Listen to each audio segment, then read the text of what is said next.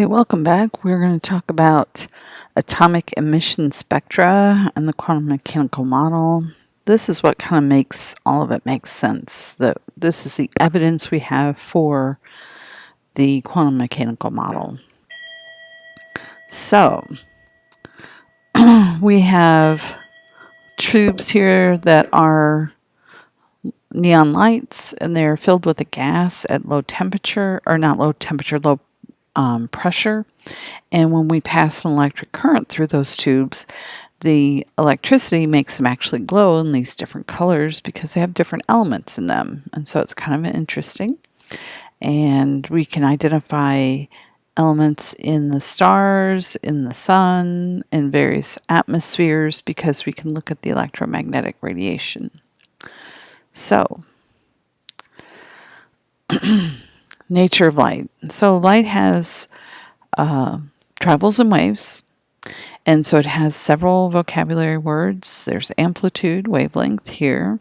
Amplitude means how far is the peak or the valley from the center line. And wavelength is the distance between equivalent points in a wave. So here we're doing it from crest to crest. Wavelength has the Greek letter lambda, which looks kind of like a backwards L, I guess. And so you do need to know the Greek letter lambda is equal to wavelength. So frequency is represented by the Greek letter nu, which looks like a cursive V, and it is the value for the number of events that happens in a unit of time. And for light, that's how many waves go past a certain point in typically a second. And so the SI unit for frequency is called hertz. You can use either hertz or 1/seconds. So the product of frequency times wavelength is equal to a constant, which is the speed of light. So that determines the units that we have to use.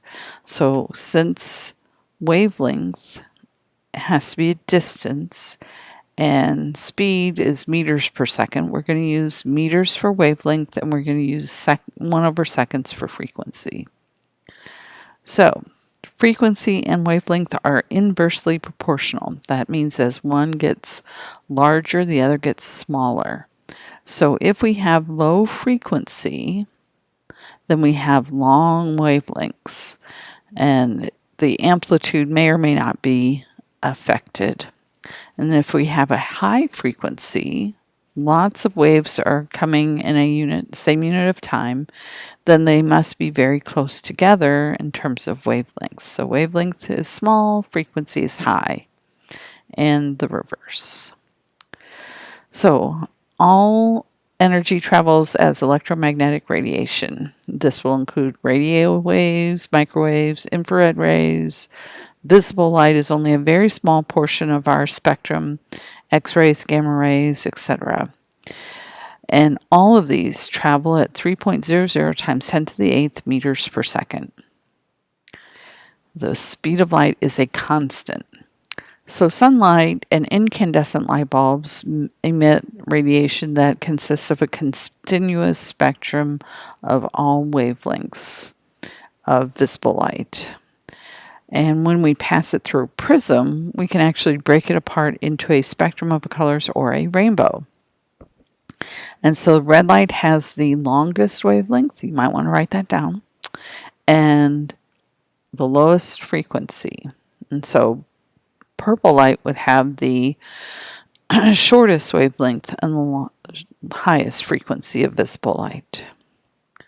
And here's the electromagnetic radiation spectrum, and it starts down here with radio waves at the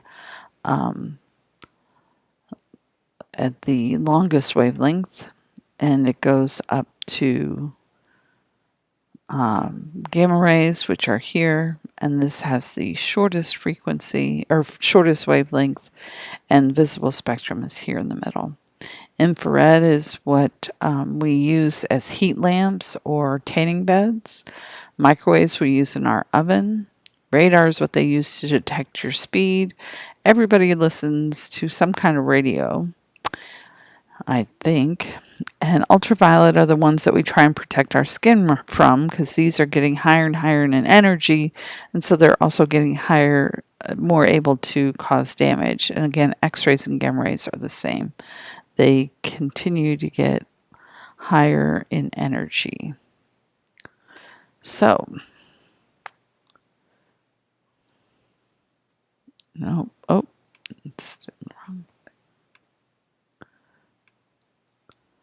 So, when atoms absorb energy, their electrons move from higher energy levels, or their energies move to a higher energy level. So, from a low one to a higher one. When they lose this energy, they emit light and they return to their lower energy level. And we're actually going to do a lab so that you can see this. And it's kind of, to me, it's kind of cool.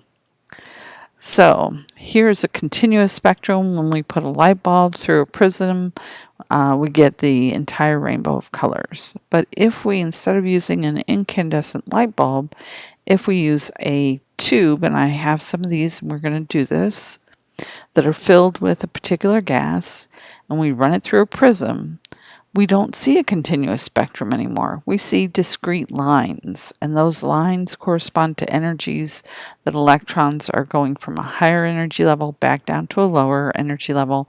And when they do that, they emit energy, and those are the lines that you see. So that tells us that energy is quantized in the atom. The energy absorbed by an electron for it to move from a current energy level to a higher one is identical to the energy that is emitted when it falls back down. And this is called the atomic emission spectrum. When it falls back down and emits that energy, it is an emission spectrum. And no two elements have the same emission spectrum. It's kind of like a fingerprint. So, we're going to do a calculation here. If we want to calculate the wavelength of yellow light emitted by a sodium light vapor lamp, and its radiation has a frequency of 5.0 times 10 to the 14th hertz, or 5.0 times 10 to the 14th 1 over seconds. And so we know the speed of light is, and I want you to just go ahead and use 3.00 times 10 to the 8th meters per second.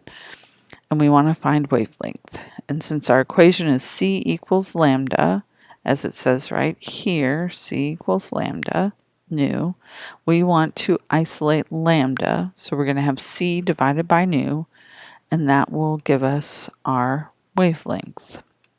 So we take C divided by lambda, 3.00 times 10 to the 8th meters per second, divided by 5.09 times 10 to the 14th, 1 over seconds, and we get 5.89 times 10 to the negative 7th meters.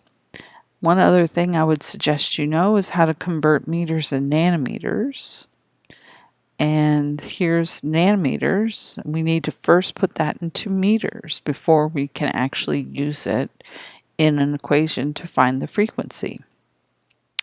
So we'll talk about it in class, and you might want to look back and look at your metric conversions. And this might be something to put on that list of things you would put on a note card. But 6.76 nanometers is 6.76 times 10 to the negative 7th, and that should be meters. They have this messed up because that should be meters. And then we should get 1 over seconds as our unit. And so it should be 4.43 times 10 to the, I'm going to have to fix that. That is incorrect. This needs to come out in 1 over seconds.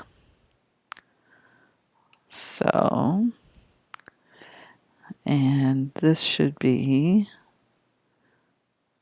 get rid of that.